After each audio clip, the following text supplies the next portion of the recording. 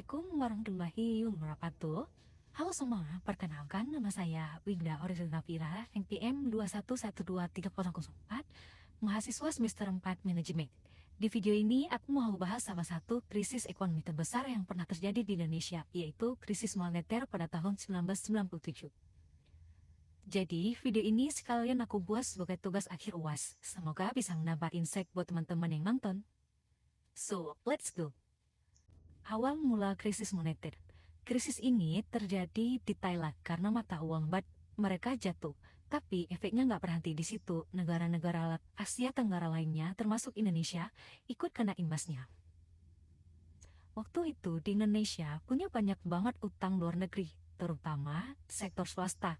Nah, ketika nilai tukar rupiah dilepas ke pasar, langsung deh jeblok sekitar 2.500 per dolar. Jadi 15.000. Dampak krisis yang terjadi di Indonesia.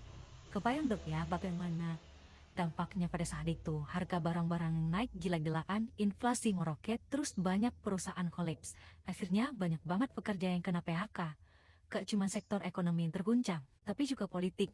Pada tahun 1998 terjadi gelombang demonstrasi besar-besaran dan akhirnya Presiden Soeharto mengundurkan diri setelah memimpin Indonesia selama 32 tahun. Upaya penanganannya, buat mengatasi krisis ekonomi ini, Indonesia akhirnya meminta bantuan kepada IMF dan dapat bailout sekitar 43 miliar dolar Amerika Serikat.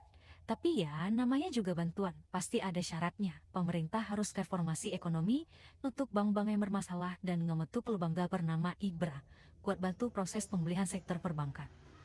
So, pelajaran penting dari kejadian ini, kita bisa ambil beberapa pelajaran. Yaitu pertama, penting banget buat jaga stabilitas ekonomi dan gak terlalu bergantung pada utang luar negeri.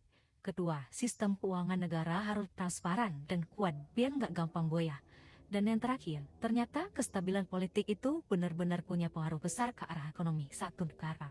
So, jadi itu dia pembahasan singkat dari aku tentang krisis ekonomi Indonesia pada tahun 1997. Semoga penjelasan ini bisa nambah pemahaman kita semua ya, khususnya tentang dampak dan penanganan krisis. Sekian penjelasannya dari saya. Kalau ada tutur kata atau sikap saya yang salah, mohon dimaafkan. Saya akhiri, Assalamualaikum warahmatullahi wabarakatuh.